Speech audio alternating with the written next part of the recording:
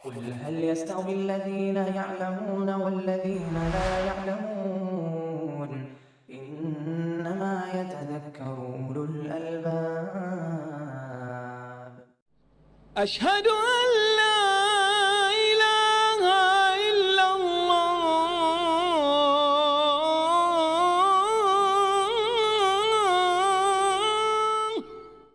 بسم الله. الحمد لله رب العالمين والعاقبة للمتقين ولا عدوان إلا على الظالمين، والصلاة والسلام على عبد الله ورسوله وخيرته من خلقه نبينا وإمامنا محمد وعلى آله وصحبه أجمعين. أما بعد، فعن أنس بن مالك رضي الله عنه أن جارية وجد رأسها مردودا بين حجرين، فقيل من فعل هذا بك؟ فلان حتى ذكر يهودي فأومأت برأسها، فأخذ اليهودي فاعترف، فأمر النبي صلى الله عليه وسلم أن يرد رأسه بين حجرين. ولمسلم والنسائي عن أنس أن يهوديا قتل جارية على أوضاح فأقاذه رسول الله صلی اللہ علیہ وسلم۔ کتاب القصاص سے یہ چوتھی حدیث ہے جو ابھی آپ کے سامنے پڑھی گئی۔ راوی حضرت انس بن مالک رضی اللہ عنہ خادم رسول صلی اللہ علیہ وسلم ہیں۔ فرماتے ہیں ان جاریۃ وجد رأسها مردودا بین حجرین، بے شک ایک لڑکی یعنی عورت قبل البلوغ، غیر بالغہ، ایک عورت جو نابالغہ ہو اس کو جاریہ کہتے ہیں۔ تو ایک نابالغ لڑکی پائی گئی، اس کا سر دو پتھروں کے درمیان رکھ کر کچل دیا گیا تھا، اس کے سر کو کوٹ دیا گیا تھا، پتھر پہ سر رکھا اور دوسرے پتھر سے اس کے سر کو کچل دیا گیا تھا۔ اب زندگی کی آخری سانسیں چل رہی تھی، کچھ لوگ وہاں جمع ہوئے اور اس سے پوچھنے لگے من فعل هذا بك، ایسا کس نے تمہارے ساتھ کیا؟ اور ایک ایک کر کے نام لے لیں گے، فلاں نے کیا، کہتی نہیں، نفی میں سر ہلاتی نہیں، فلاں نے کیا نہیں، فلاں نے کیا نہیں۔ ایک یہودی کا نام لیا جو اس کا قریبی تھا اور جس پر شک شبہ ہو سکتا تھا، قرائن ایسے تھے، کہا فلاں یہودی نے کیا، تو اس نے اس بات میں گردن ہے ہلائی، کہا جی، فأومأت برأسها أي نعم، ہاں کی شکل میں، ہاں کو واضح کرنے کے لیے جو اس بات میں سر ہلایا جاتا ہے، تائید میں سے ہلایا۔ بہرحال وہ یہودی پکڑا گیا، اور پکڑا گیا فاعترف، تو اس نے اعتراف کر لیا کہ اس نے یہ جرم کیا۔ تو نبی صلی اللہ علیہ وسلم نے حکم فرمایا کہ اس یہودی کے سر کو بھی دو پتھر کے درمیان رکھ کر کے کچل دیا جائے، کما تدین تدان، ٹیٹ فار ٹیٹ جو کہتے، جس طریقہ سے اس نے مارا ہے اسی طریقہ سے اس یہودی کو بھی، جس طریقہ سے یہودی نے لڑکی کو مارا ہے اسی طریقے سے اس یہودی کو بھی موت کے گھاٹ اتار دیا جائے اور اس کے سر کو بھی کچل دیا جائے۔ مسلم میں اور نسائی میں حضرت انس سے جو روایت آئی ہے اس میں یہ اس لفظ کی بھی وضاحت ہے کہ یہودی نے اس لڑکی کا قتل کیا تھا اعلی اوضاح، چاندی کے زیورات لوٹنے کے لیے، چھیننے کے لیے۔ اوضاح وضع کی جمع ہے وہ زیور جو چاندی سے بنایا جاتا ہے کیونکہ وہ چمکتا ہوا ہوتا ہے۔ فاقادہ رسول اللہ صلی اللہ علیہ وسلم، لہذا رسول اللہ صلی اللہ علیہ وسلم نے اس یہودی سے قود لیا، قود بنے قصاص، قصاص کے معنی ہوتا ہے مثلیت، مساوات، جیسا جرم جانی نے مجرم نے کیا ہے اسی طرح سے اس کو سزا دی جائے، اور قود اس لیے کہتے ہیں کہ اس کو باندھ کر کے مجرم کو حوالے کر دیا جاتا ہے تاکہ وہ مقتل میں بندھا ہوا پاب زنجیر یا ہتھکڑی لگایا ہوا بندھا ہوا لایا جاتا ہے، ہکا کر لایا جاتا ہے اس کو مقتل میں، اس سے اس کو قود بھی کہتے ہیں اور اسی کو قصاص بھی کہتے ہیں۔ اس حدیث سے بنیادی طور پر دو مسئلہ ثابت ہوا کہ قصاص لینے کی شکل کیا ہوگی، کیا صرف دھاردار ہتھیار سے قاتل کو قتل کیا جائے گا؟ اگر خون کا بدلہ خون لینا ہے، قصاص جس کو کہتے ہیں، تو کیا تیز دھار تلوار سے ہی اس کو قتل کیا جائے گا؟ یا جس طریقے سے قاتل نے معصوم شخص کو قتل کیا ہے اسی نوعیت کا قتل اس کو کیا جائے گا، اسی نوعیت سے اس کو ہلاک کیا جائے گا۔ اگر تلوار سے مارا ہے تو تلوار سے ماری، اگر اس نے گولی چلائی ہے، بلٹ چلائی ہے، تو اس گولی سے اس کو ماریے، پسٹل سے ماریے، اور اگر اس نے زہر دے کر مارا ہے تو زہر دے کر ماریے، اگر اس نے گلا گھونٹ کے مارا ہے تو گلا گھونٹ کے ماریے، اور اگر اس نے سر کو کچلا ہے بھاری پتھر سے تو اسی طریقے کا عمل اس کے ساتھ کیجیے، کیونکہ قصاص کا معنی ہی ہے مساوات کا، مثل جیسا کیا ہے ویسا ہی۔ فمن اعتدى عليكم فاعتدوا عليه بمثل ما اعتدى عليكم وإن عاقبتم فعاقبوا بمثل ما عوقبتم به۔ اگر تم جانی کو مجرم کو سزا دینا چاہتے ہو فعاقبوا بمثل ما عوقبتم به، اسی طریقے سے اس کو سزا دو جس طریقے سے اس نے تم کو سزا دی، پہلے قصاص میں۔ قرآن کا جزاء سیئۃ سیئۃ مثلها، برائی کا بدلہ برائی کے ساتھ، جیسی برائی جیسا شر اسی حساب سے اس کا بدلہ۔ فمن اعتدى عليكم فاعتدوا عليه بمثل ما اعتدى عليكم، اور قصاص بھی یہی ہے، مساوات۔ اور سب سے واضح روایت جو جس کو آپ کہہ لیجیے نص صریح ہے اس باب میں، وہ یہی حدیث ہے، یہ متفق علیہ روایت ہے کہ یہودی نے اس لڑکی کا، جو انصار کی لڑکی تھی، انصار کے قبیلے سے تعلق رکھتی تھی، اب یہ جاریہ ہو سکتا ہے کہ لونڈی رہی ہو یا ہو سکتا ہے کہ آزاد رہی، دونوں احتمال۔ تو انصاریہ تھی، اس کا سر یہودی نے کچلا تھا، پتھر مار کے اس کو موت کے گھاٹ اتارا تھا، آپ نے کہا اسی طریقے سے اس کا بھی سر کچل۔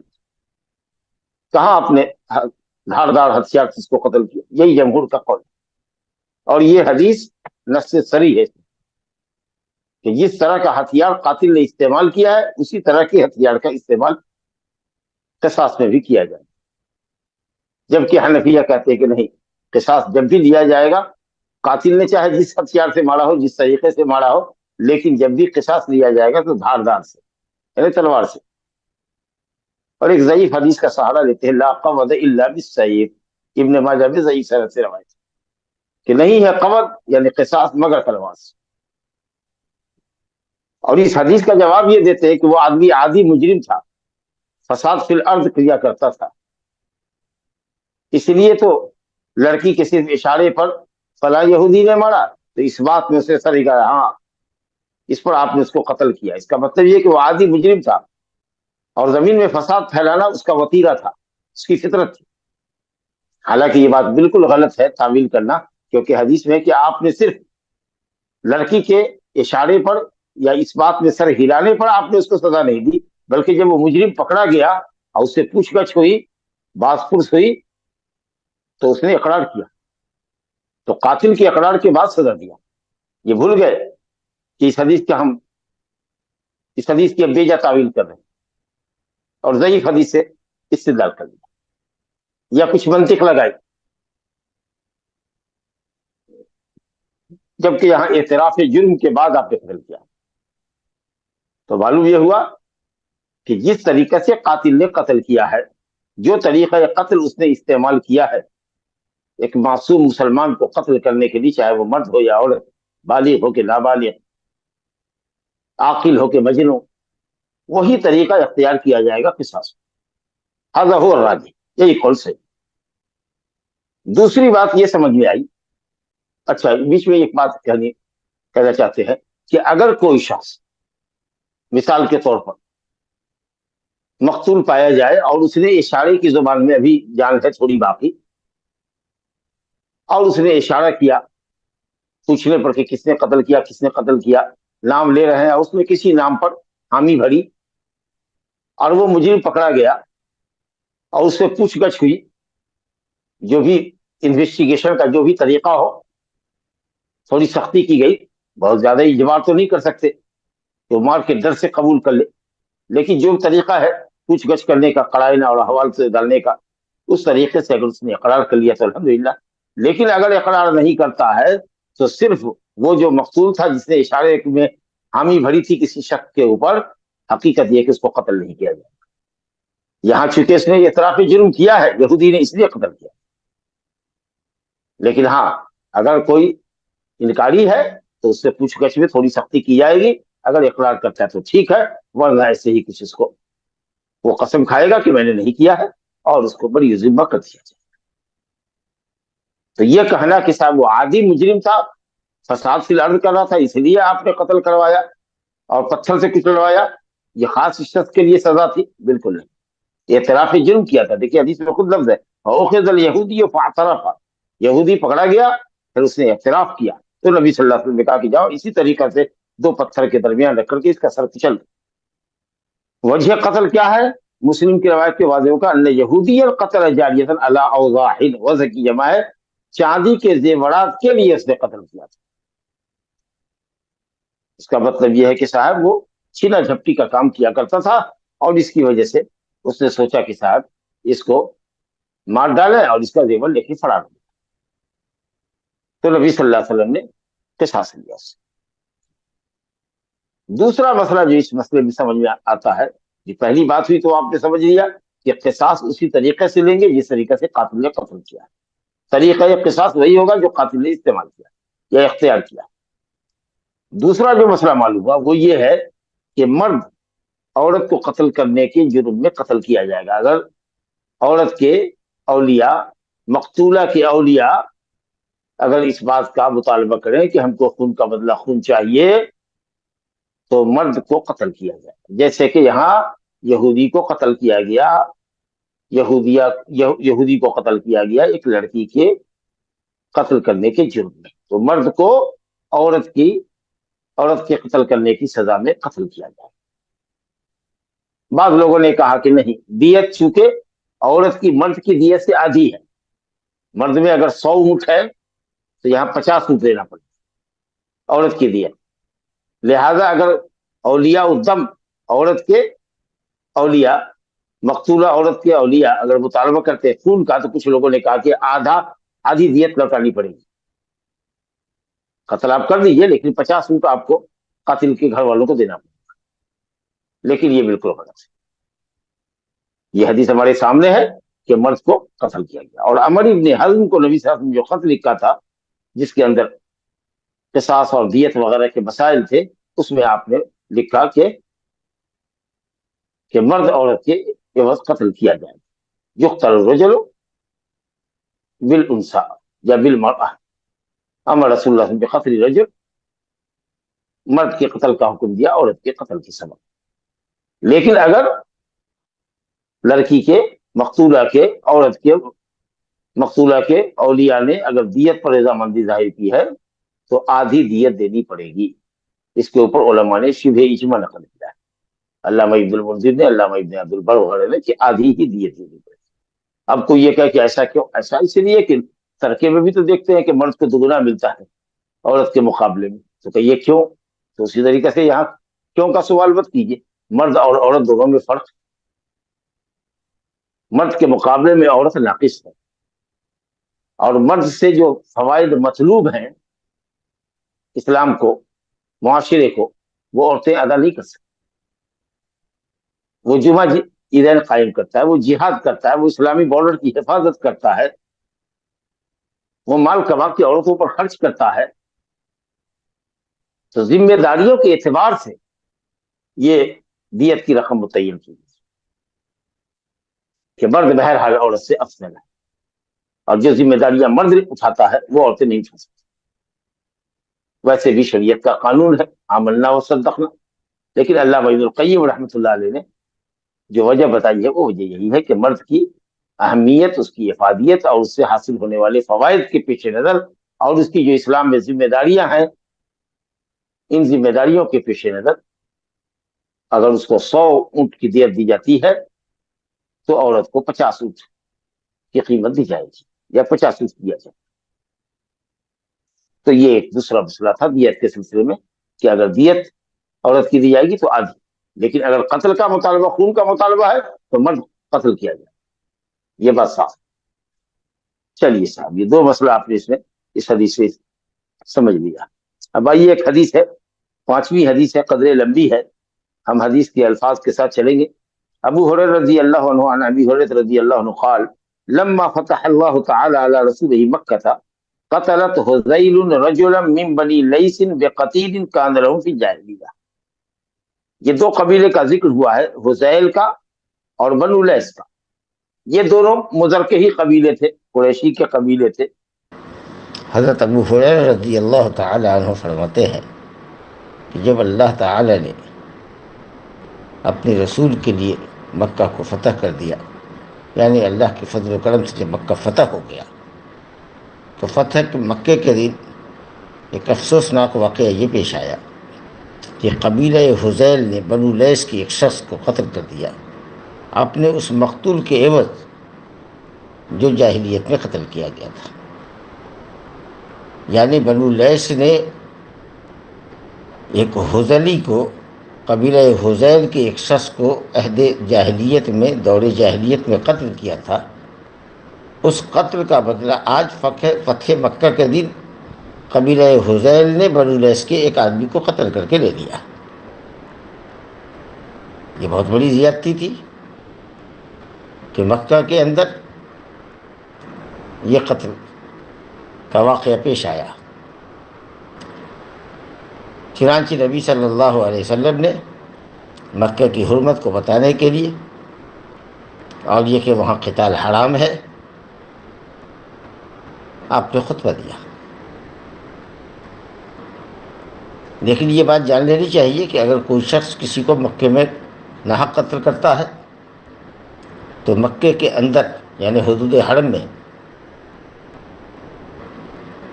قصاص لیا جا سکتا ہے. اسی طریقے سے اگر کوئی چور چوری کرتا ہے، چور کا ہاتھ کاٹا جا سکتا ہے. زانی اگر زنا کرتا ہے تو حدود حرم کے اندر اس پر اسلامی سزا نافذ کی جا سکتی ہے. لیکن یہ جو جاہلیت کے قتل کے بدلے میں آج فتح مکہ کے دن قبیلہ حذیل نے بنو لیث کے ایک شخص کو قتل کرنے کی جو غلطی کی تھی، جو جرم کیا تھا، اس پر نبی صلی اللہ علیہ وسلم نے اپنے غم و غصے کا اظہار فرمایا اور مکے کی حرمت اور مکے کے احکام کو بیان کرنے کے لیے آپ نے خطبہ دیا. چنانچہ آپ نے فرمایا کہ بے شک اللہ رب العالمین نے مکے سے ہاتھی کو یعنی ہاتھی والوں کو روک دیا. اشارہ ہے ابرہہ کے لشکر کی طرف جو مکے پر چڑھائی کرنے آیا تھا، اور اسی سال نبی صلی اللہ علیہ وسلم 50-55 دنوں کے بعد پیدا ہوئے تھے. چاہتا تھا، اس کا ارادہ تھا کہ وہ کعبۃ اللہ کو اٹھا دے. تو نبی صلی اللہ علیہ وسلم فرما رہے ہیں کہ اللہ رب العالمین نے ابرہہ کے لشکر جرار کو ہلاک کر دیا، اور آج اللہ رب العالمین نے اپنے رسول کو اور مومنوں کو مکے پر مسلط کیا. یہ لفظ مسلط کرنا بتا رہا ہے کہ مکہ ان وطن فتح ہوا تھا، یعنی لڑائی بھیڑائی کے نتیجے میں فتح ہوا تھا.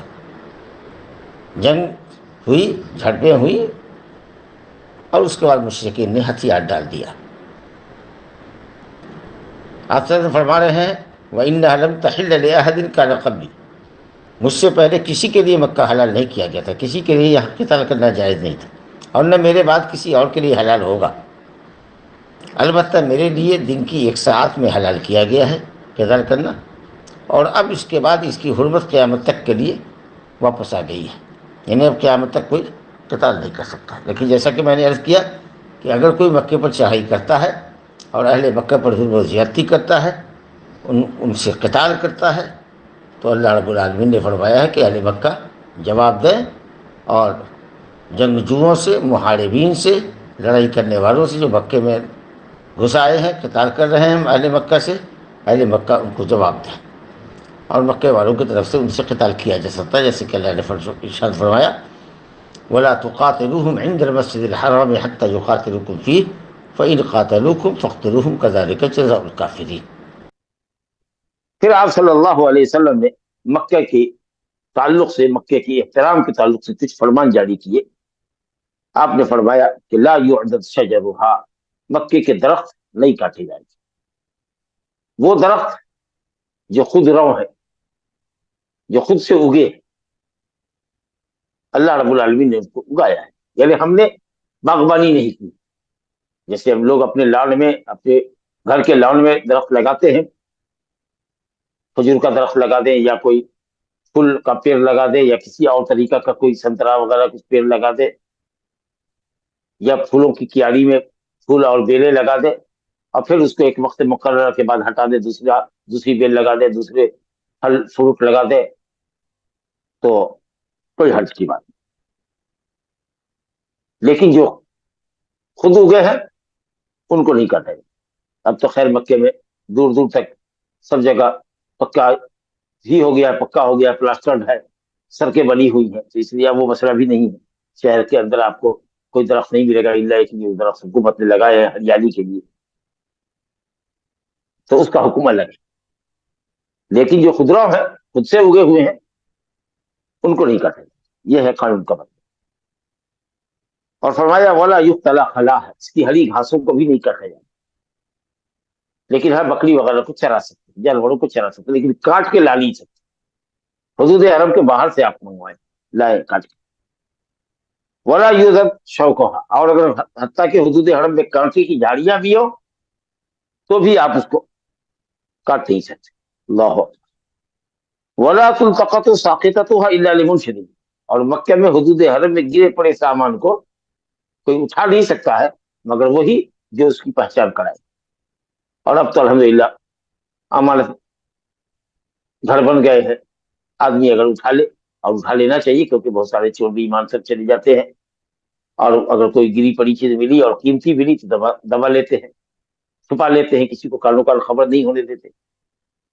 تو اس لیے اگر کوئی ایماندار آدمی کوئی تھیلی اس طرح کی پائے اور دیکھے کہ کوئی اہم ڈاکومنٹس ہیں یا قیمتی اثاثہ ہے یا ایک اچھی خاصی موٹی رقم ہے, تو اس کو چاہیے کہ وہ ایماندار آدمی لے لے اور جا کر کے حکومت کے امانت گھر میں دے دے اور بڑی ذمہ ہو جائے. بہرحال ایسا نہیں ہے, عام دنیا میں جو لقطہ ہے کہ ایک سال چلواؤ, ایک سال اس کا اعلان کرو اور مالک نہ آئے تو اس کو استعمال کر لو, پھر کبھی آئے گا تو دے دینا. یہاں نہیں ہے, آپ کبھی بھی استعمال نہیں کر سکتے. اگر آپ خود سے اس کا تعارف کرا رہے ہیں یا اعلان کر رہے ہیں تو پوری زندگی آپ کو اعلان کر. تو یہ جو ہم کہے گا کہ کون اٹھائے, تو اب تو معاملہ آسان ہو گیا, لیکن اٹھا لینا چاہیے.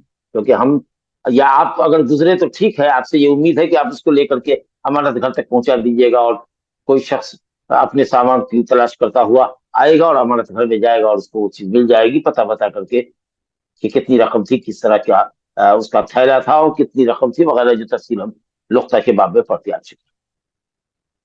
لیکن ہو سکتا ہے کہ آپ کے بعد اگر کوئی دوسرا آدمی آیا ہو, وہ بے ایمان آدمی, اس کی نیت ڈول جائے رقم دیکھ کر کے. تو اسی لیے یہ قانون دنیا کے دوسرے ملکوں کے لقطے سے مختلف ہے. اور اس کے بعد جو ہمارے باب کے ساتھ سے تعلق ہے وہ یہی جملہ ہے جو آگے آ رہا ہے, ومن قتل قتیل, جس کے کسی شخص کو قتل کر دیا گیا ہو, فہو بخیر النظرین, تو اولیاء الدم یعنی مقتول کے وارثان, جو کہہ دیا ہے اسبا وغیرہ جو ہیں ان کے مذکر رشتے دار, ان کو دو رائے میں جو اچھی رائے لگے, جو دو چیزیں ہیں اس میں جو اس کو بہتر لگے اس کا وہ فیصلہ کرے. اما یقتل, یا تو قاتل کو قتل کر دے یا قاتل قتل کر دیا جائے, وہ اما یدی, یا یہ ہے کہ قاتل یا قاتل کی عاقلہ دیت دے.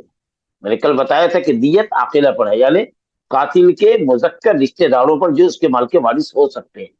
لیکن یاد رہے قتل عمد میں جان بوجھ کر اگر قتل کیا ہے اور ایسے ہتھیار سے کیا ہے جس سے فی الغالب آدمی مر جاتا ہے, تو اس میں اگر قصاص معاف کر دیتا ہے, مقتول کے وارثان معاف کر دیتے ہیں اور دیت لینے پہ راضی ہو جاتے ہیں, تو وہ دیت قاتل کے مال سے دیا جائے گا, کیونکہ یہ ظالم ہے اور اسے جان بوجھ کے مرنے کے لیے نیت سے قتل کیا ہے. لیکن شبہ عمد میں مارا تو تھا لیکن اس طرح نہیں مارا تھا, یا اس کی نیت میں نہیں تھا, ارادے میں نہیں تھا کہ اس کو قتل کر دیں گے, یہ شبہ عمد, یا شکار کو مارا اور آدمی کو گولی لگ گئی غلطی سے, تو ایسی صورت میں اس کے قاتل کے مذکر رشتے داروں کو دیت کی رقم دینی پڑتی. یہ وضاحت ضروری تھی. تو قتل خطا اور شبہ عمد میں عاقلہ دے گی اس کے مذکر رشتے دار. تو کہا کہ کسی کے اگر رشتے دار کا قتل کر دیا گیا ہو تو قاتل کے ساتھ آپ دو سلوک کر سکتے ہیں, دونوں میں سے جو آپشن آپ کو اچھا لگے وہ کر لیجئے, یا تو خون کا بدلہ خون لیجئے, اور نہیں اگر دیت لیتے ہیں تو دیت لیں. لیکن کہا کہ قتل عمد میں اس کے جانی مجرم کے مال سے دیا جائے گا. بعض لوگوں نے کہا بالفور دو, ابھی کا ابھی دو, اور بعض علماء نے کہا کہ نہیں 3 سال کی مدت میں دیت کی ادائیگی کی جائے گی. چلیے صاحب, آپ نے جب یہ بات فرمائی تو ایک یمنی شخص تھا جس کو ابو شاہ کہا جاتا تھا، اس نے کہا یا رسول اللہ، یہ جو مکے کے تعلق سے جو بڑے پسندیدہ اور بہت اہم جو آپ نے احکام بیان کیے ہیں یہ مجھ کو لکھوا دیجیے۔ تو آپ نے کہا لوگوں سے کہ ساتھ اکتبوا ابی شاہ، ابو شاہ کو لکھ کر دے دو۔ معلوم ہوا کہ نبی صلی اللہ علیہ وسلم کے عہد میں کتابت حدیث ہوتی تھی، یہ نہیں کہ نبی صلی اللہ علیہ وسلم کے بعد، نبی صلی اللہ علیہ وسلم کی زندگی میں بھی بعض صحابہ لکھا کرتے تھے اور کچھ صحیفے موجود تھے الحمدللہ۔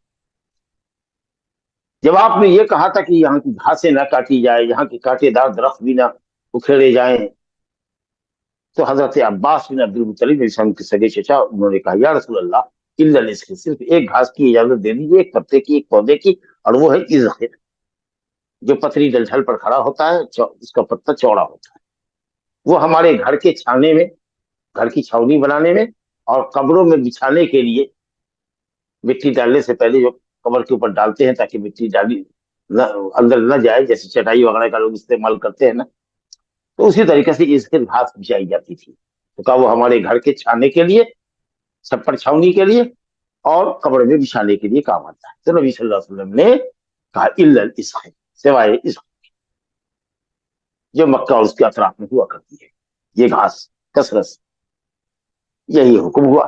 تو اس سے جو مسئلہ مستمت ہوا ہے، کئی مسئلے ہوئے لیکن ہمارے بات سے جس کا تعلق ہے وہ یہ ہے کہ اگر کوئی شخص کسی کو قتل کر دیتا ہے اور قتل عمد ہے تبھی یہ حکم ہوگا۔ من قتل له قتیل، قتل کر دیا گیا ہو، اس کا مطلب یہ ہے کہ عمدن قتل کیا گیا۔ تو اولیاء الدم کو، اولیاء المقتول کو یہ حق ہے کہ وہ قصاص کا مطالبہ کرے، یا ان کو حق ہے کہ وہ معاف کر دے قصاص کو اور دیت دینے پر راضی ہو جائے۔ یہی دو آپشن، قصاص یا دیت۔ اور شبہ عمد کے اندر صرف دیت، قصاص نہیں۔ اور قتل خطا کے اندر دیت بھی ہے اور کفارہ بھی۔ وہ کفارہ کیا ہے؟ ایک مومن غلام یا لونڈی آزاد کرنا، اگر اس کی استطاعت نہ ہو تو 2 مہینے پے در پے روزے۔ اور دیت کے متعلق تو کل کے درس میں آپ نے سنا تھا کہ قتل خطا میں علماء نے کہا ہے کہ 20 بنت مخاض 1 سال کی اونٹنی، 20 بنت لبون 2 سال کی اونٹنی، 20 ابن لبون 2 سال کی کا اونٹ مذکر، اور 20 حقہ 3 سال کی اونٹنی، اور 20 جزع 4 سال کی اونٹنی، یعنی 20 5 کوالٹی کا جانور دیا جائے گا اور 3 سال کے اندر میں یہ رقم ادا کی جائے گی۔ اگر آزاد مذکر مرد ہے تو، اور عورت ہے تو اس کا صرف جسٹ ہاف۔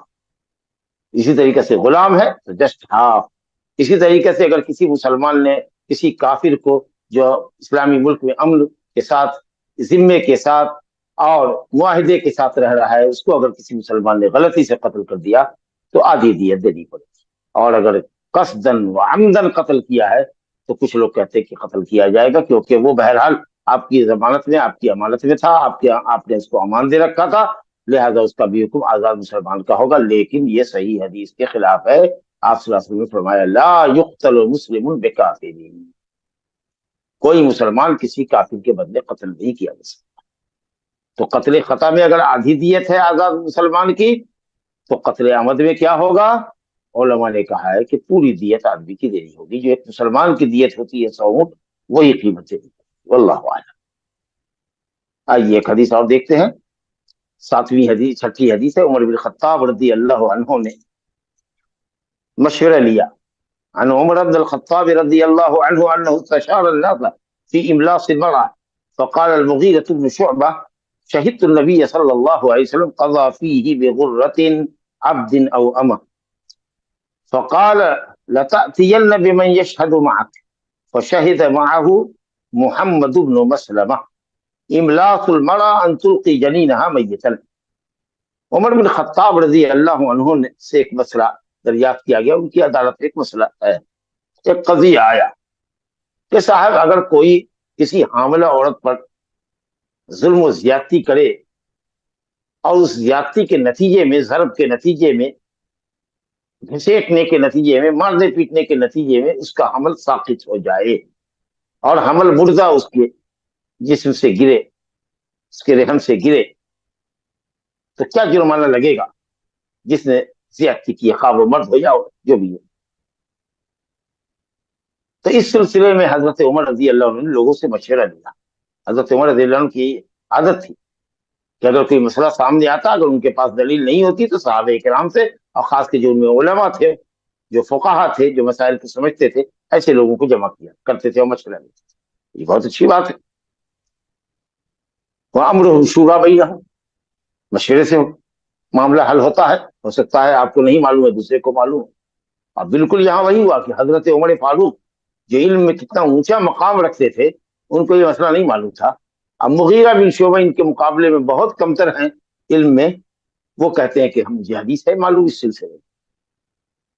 معلوم یہ ہوا کہ جب حضرت عمر فاروق کے مقابلے میں کسی خاص مسئلے میں حضرت عمر کو دلیل نہیں معلوم ہو سکتی ہے، اور کسی دوسرے آدمی کو جو ان سے بدرجہ علم میں کم ہے معلوم ہو سکتی ہے، تو یہ مقلدین کا کہنا کہ واہ، آپ جو حدیث پیش کر رہے ہیں اگر یہ صحیح ہوتی تو کیا ہمارے ائمہ کو معلوم نہیں ہوتی، ہمارے اماموں کو معلوم نہیں ہوتی؟ جن کی ہم تقلید کر رہے ہیں وہ تو آپ سے بڑے عالم تھے.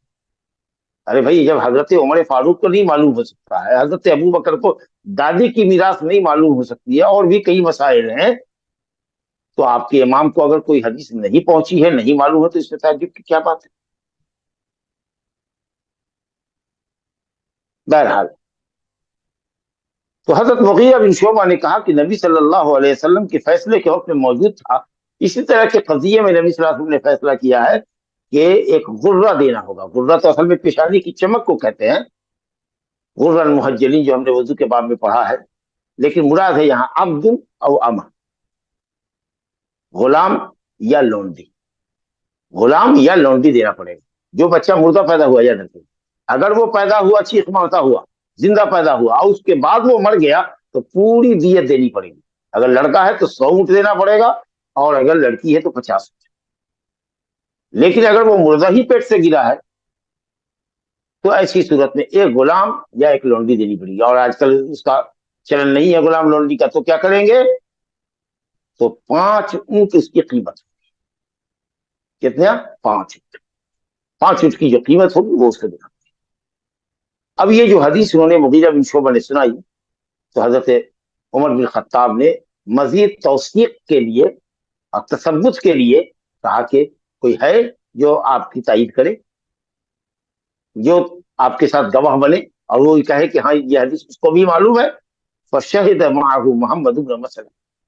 محمد بن مسلمہ جو اس وقت چھوٹے صحابی تھے، عمر دراز نہیں تھے، قریب البلوغ تھے یا بالغ ہو گئے تھے، قوم میں چھوٹے تھے، جس کو وہی ابن کعب رضی اللہ عنہ نے کہا تھا کہ اصغر القوم، قوم کا سب سے چھوٹا آدمی ہے یہ عمر میں. یہ گواہی ہے. اللہ. تو محمد بن مسلمہ نے کہا کہ ہاں مجھے حدیث معلوم ہے، میں گواہی دوں گا. تو حضرت عمر فاروق رضی اللہ عنہ نے فیصلہ کیا. بلکہ یہ بعض حدیثوں میں کہ اگر یہ حدیث نہیں معلوم ہوتی یا نہیں معلوم کرائی جاتی تو میں تو کچھ اور فیصلہ کرتا. اب کیا فیصلہ کرتے ہو تو جہاں وہ جانے. لیکن امام شافعی رحمۃ اللہ علیہ نے جو فقیہ الامت ہے، بڑے ذہین فقیر تھے، یگانہ روزگار تھے مسائل کے استنباط میں. ان کا کہ دو ہی صورت ہو سکتی ہے، یا تو وہ یہ سمجھتے کہ پیٹ میں بچہ زندہ تھا جو ضرب کے نتیجے میں مرا ہے، تو 100 اونٹ کا کی دیت دلواتے، یا یہ سوچتے کہ معلوم نہیں بچہ پہلے سے زندہ تھا کہ مردہ تھا، ہو سکتا ہے پہلے ہی سے مردہ رہا ہو اور مرنے کے بعد وہ باہر آ گیا ہو تو کچھ نہ دیا جائے. یہی 2 آپشن ہو سکتا ہے، یا تو بچہ زندہ تھا مارنے کے نتیجے میں وہ مرا ہے، یا پہلے ہی سے مرا ہوا تھا تو کچھ بھی نہیں. اس کے علاوہ کوئی تیسری بات نہیں ہو سکتی. امام شافعی رحمۃ اللہ علیہ کا استنباط ہے، ان کی سمجھ. لیکن کہا انہوں نے جب حدیث سنی تو کہا کہ اللہ اکبر، اگر یہ حدیث میں نہیں سنتا تو میں تو کوئی اور فیصلہ کروں. املاس المرا کا مطلب یہ کہ انتلقی جنین حملیت، کہ عورت اپنے جنین کو، اپنے حمل کو مردہ ثابت کرتی. تو معلوم ہوا اس میں کہ اگر کسی نے ضرب مارا ہے، اور یاد رکھیے کہ ضرب مارا ہے اس لیے نہیں کہ مار ڈالے گا، 2-4 لات گھوسا لگایا یا اس کو گھسیٹا یا پیٹ پر ایک لات مارا اور درد پیدا ہوا اور بچہ باہر. اور کبھی کبھی تو ایسا بھی ہوا، آگے روایت آ رہی ہے کہ بچہ بھی مردہ پیدا ہو گیا اور عورت بھی مر گئی. اللہ. تو نبی صلی اللہ علیہ وسلم نے کہا کہ بچے کے بدلے میں تو ایک لونڈا غلام یا لونڈی دینی پڑے گی، اور یہ تو قتل کرنے والا یا قتل کرنے والی کے مال سے دیا جائے گا، کیونکہ یہ شبہ عمد ہے. एक खंबा निकाल करके एक औरत ने दूसरी औरत को मारा था, और दोनों सौकन थी। सौकन में झगड़ा होता है ना, गैरत होती है औरतों की। जब अज़वाज उम्महातुल मोमिनीन रजी अल्लाह अन्हुन्ना के दरमियान गैरत थी, जो उम्मत की सबसे कामिल तरीन खवातीन थी, तो हमारी औलाद की औरतों का क्या मसला, क्या पूछना। तो बहरहाल, तो एक खंबे, कीमा का एक खंबा लेकर के उसने मारा उसको, यहां तक कि वो गिरी और उसका बच्चा भी बाहर आ गया और वो औरत भी मर गई। देखिए हदीस, 7वीं हदीस इस बाब की। अबू हुरैरा रज़ी अल्लाह अन्हु फरमाते हैं कि इख्ततलत इम्रअतान मिन हुज़ैली, कबीला हुज़ैल की दो औरतों में आपस में झगड़ा हुआ, गाली गलौज से बात चली, धक्का मुक्की से बात चली।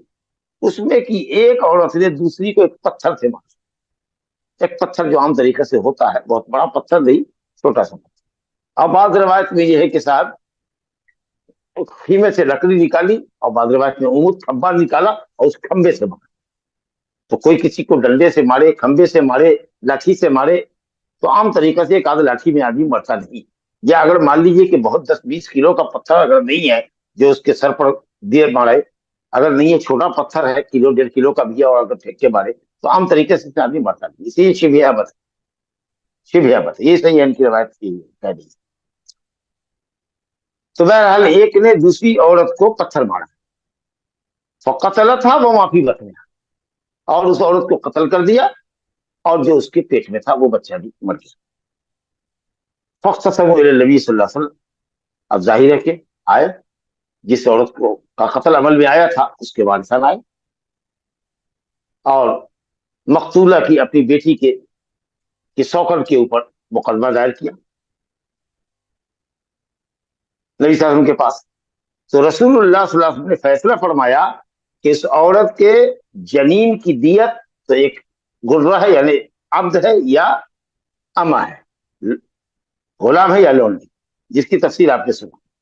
वह कज़ा बिदियतिल मरअति अला अक़िलतिहा, और औरत की दियत का फैसला, मकतूला औरत की दियत का फैसला अला आकिलतिहा, किसके आकिला पर, कातिल औरत के आकिला पर, यानी उसके मुज़क्कर रिश्तेदारों पर जो माल का वारिस होता है उसके जिम्मे होगा। इसका मतलब यह है कि गुलाम या लौंडी की कीमत कातिला के माल से अदा की जाएगी, और दियत उसकी आकला देगी, मर्द हजरात देगी उसके खानदान की। इसका मतलब क्या हुआ कि ये कत्ल शिबे अमद था, मारा तो था लेकिन इसलिए नहीं मारा था कि झगड़े में, सौकड़ के झगड़े में होता था कि इसलिए कि मारते हैं कि वो मार ही डाले इसको, ऐसा नहीं होता आम तरीके से। गुस्से में कोई चीज पाया उसको दे मारा। बहरहाल सही है की रवायत करी कि आपने दियत का फैसला। अच्छा, और देखिए मजे की बात ये कि जिस औरत ने कत्ल किया था वो कातिला भी मर गई।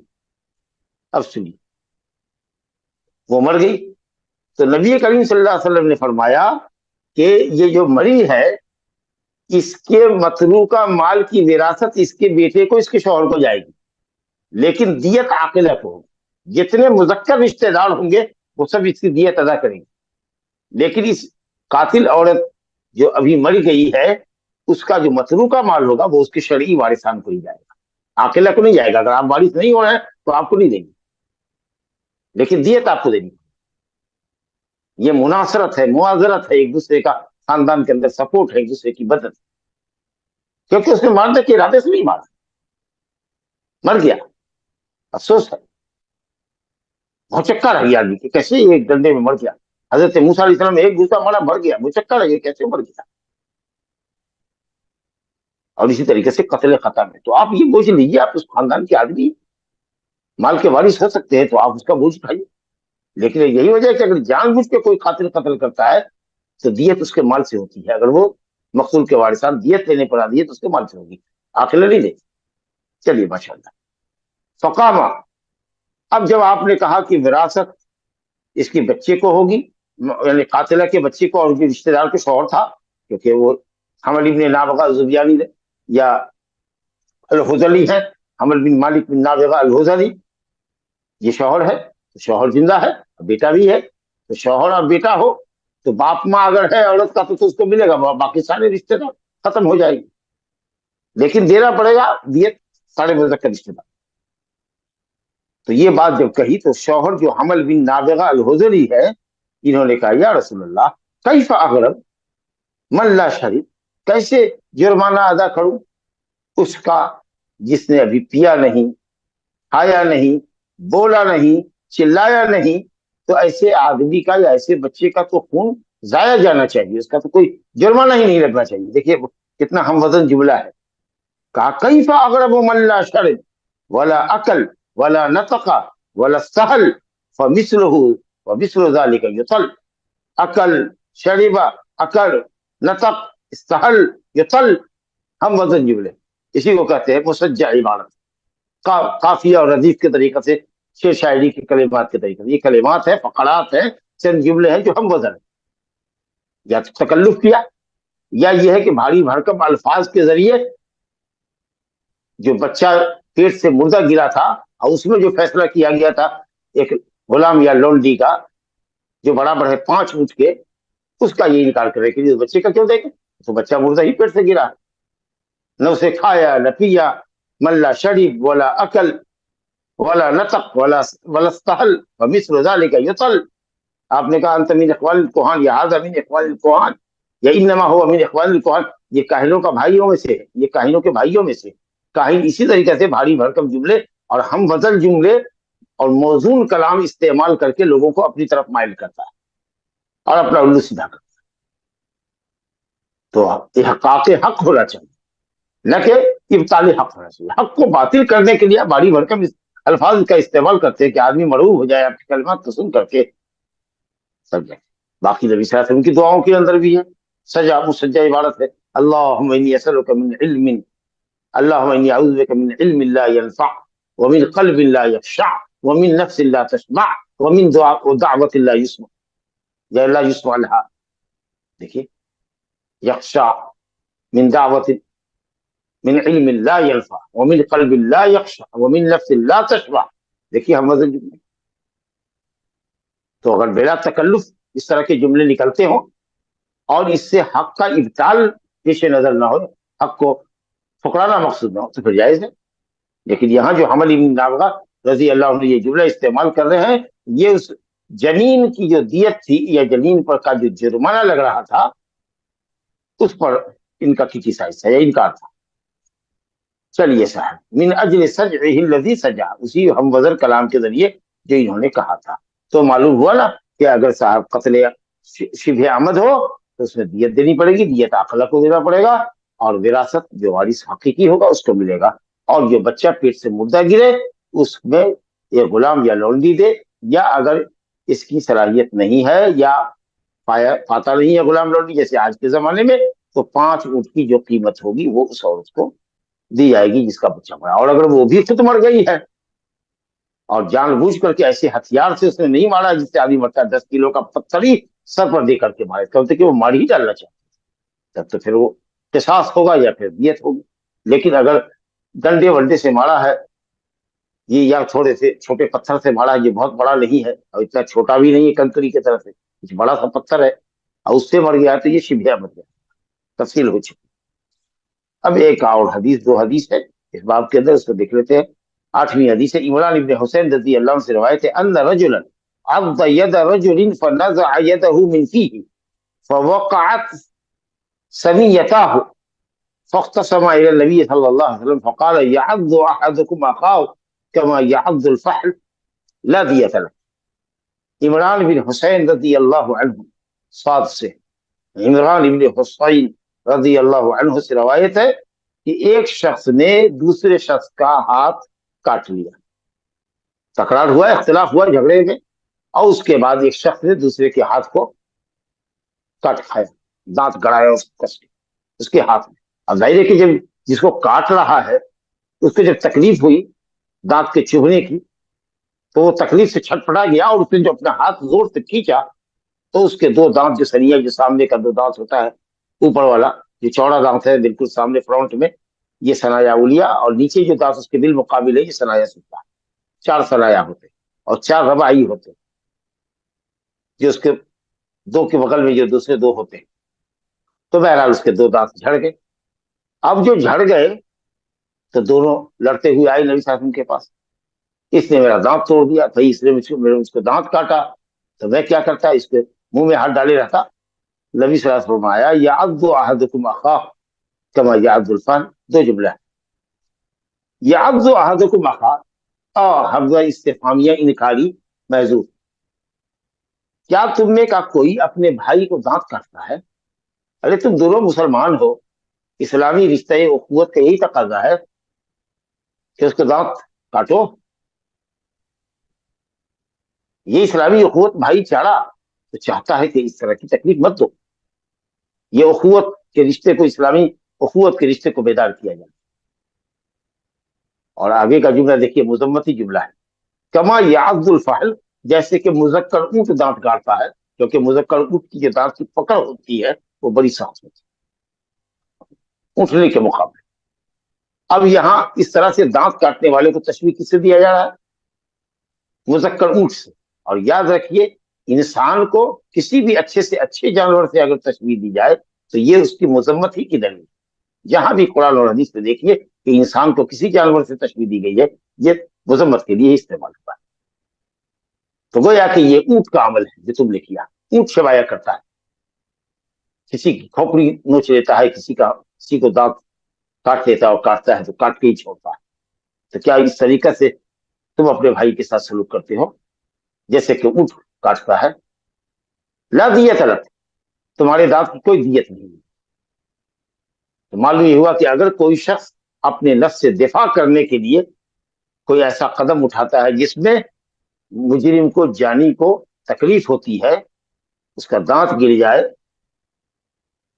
یا اسی طریقے سے اس کو دھکا دیا، خطرے پہ آ رہا ہے مارنے کے لیے یا ہتھیار لے کے آ رہا ہے، اور اس کو دھکا دیا، اور دھکا دیا تو وہ گر گیا، اور گر گیا تو مر گیا، یا دیکھا کہ صاحب اب میری جان نہیں بچے گی، تو مجبور اس نے کوئی ہتھیار اٹھایا اور لڑائی ہوئی، اور اپنی جان کے دفاع میں، اپنی بیوی بچوں کے دفاع میں، اپنے مال کے دفاع میں اگر قتل کیا گیا تو حدیث میں آتا ہے کہ شہید ہوا۔ تو ظاہر ہے کہ جب شہید ہوا اپنی جان اور اپنی عزت و آبرو کی حفاظت میں، تو وہ آدمی دیت کیوں دے گا؟ الحمدللہ۔ تو اگر اپنی جان کی حفاظت کے لیے اس طرح کی نوبت آتی ہے اور کسی کا دانت جھڑتا ہے، یا کسی کی کو جزوی طور پر اعضاء میں تکلیف ہوتی ہے، یا یہ پھر اپنی جان اور اپنے مال، اپنی عزت و آبرو، اپنے اہل و عیال کی حفاظت کے لیے اس کو، قاتل کو یا مجرم کو گولی بھی مارنے کی نوبت اگر آتی ہے، اس کے علاوہ کوئی دوسری شکل نہیں اپنی جان اور عزت کو بچانے کی، تو وہ اپنی طرف سے دفاع کرتا ہے، تو اس کی کوئی دیت نہیں اسلام میں۔ الحمدللہ۔ اور آخری حدیث میں آپ کی دیکھ لیجیے، عن الحسن ابن ابی الحسن البصری رحمہ اللہ قال، حسن بصری رحمۃ اللہ علیہ،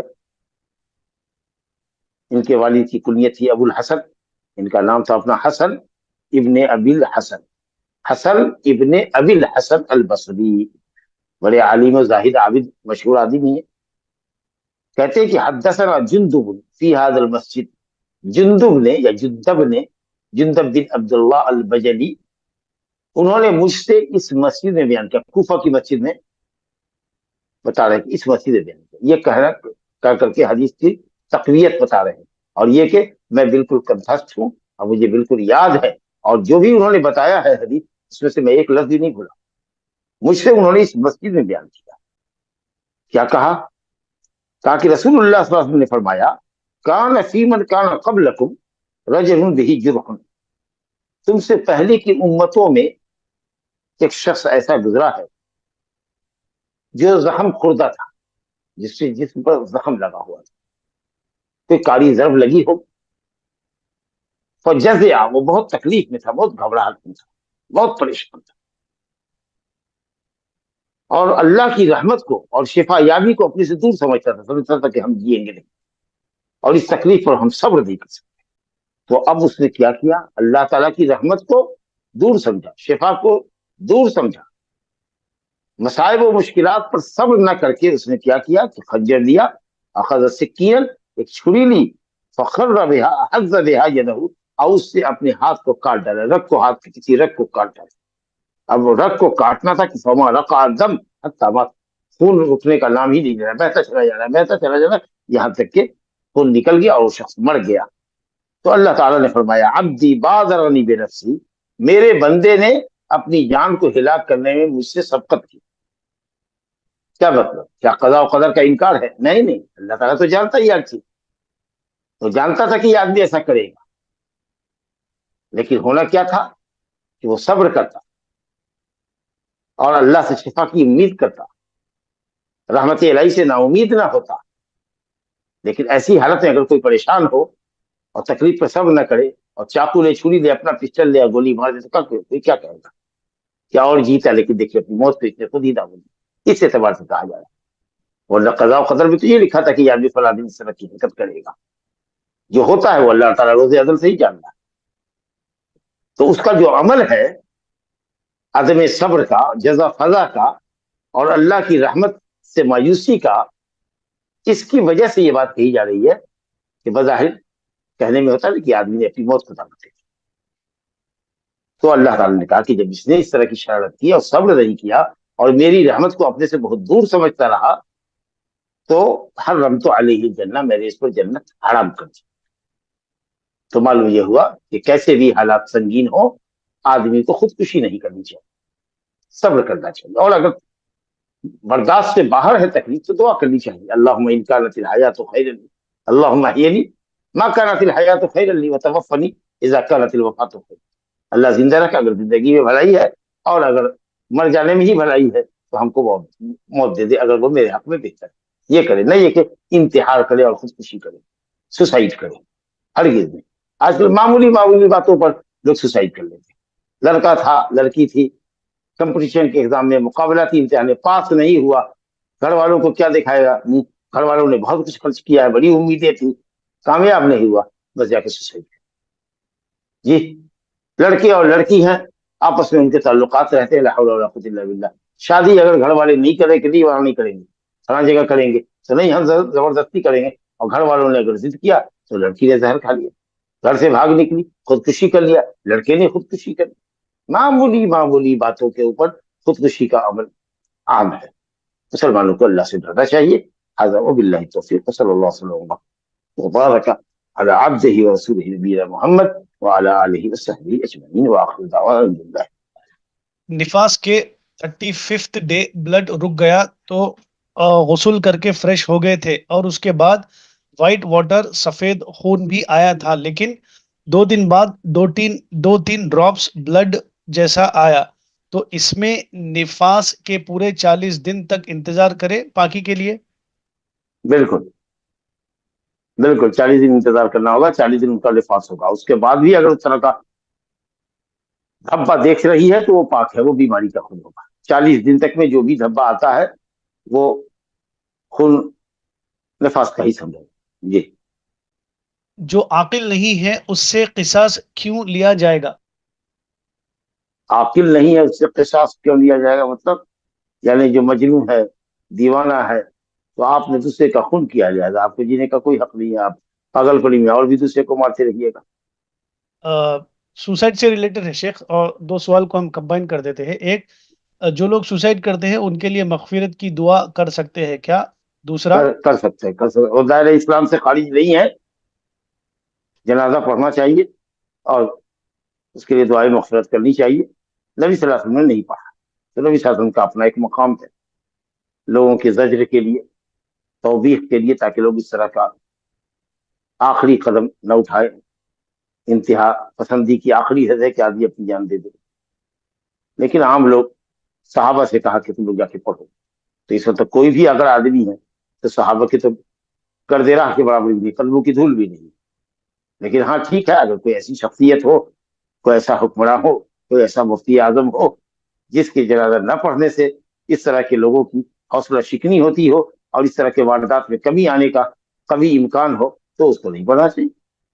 چلیے، تو یہ آخری حدیث جو بتائی گئی شیخ، اللہ سبحانہ تعالیٰ نے کہا کہ اس پر جنت میں نے حرام کر دی، تو کیا سوسائڈ کرنے سے یہ سمجھ آ رہا ہے کہ ہمیشہ کی جہنم ہے یا کیا ہے؟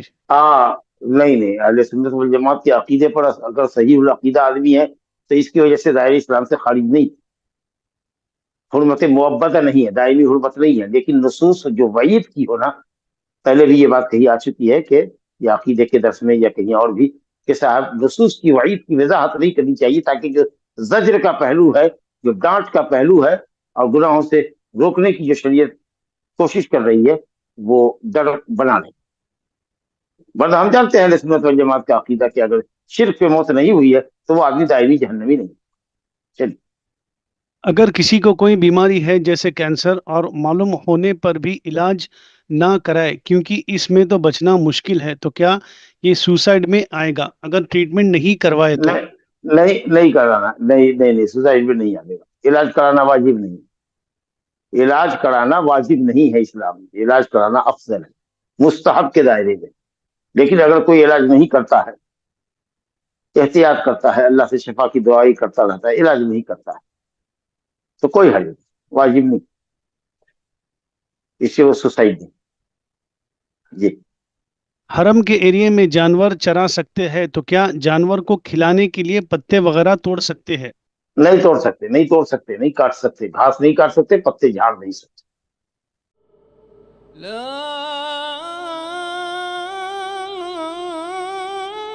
إله إلا الله.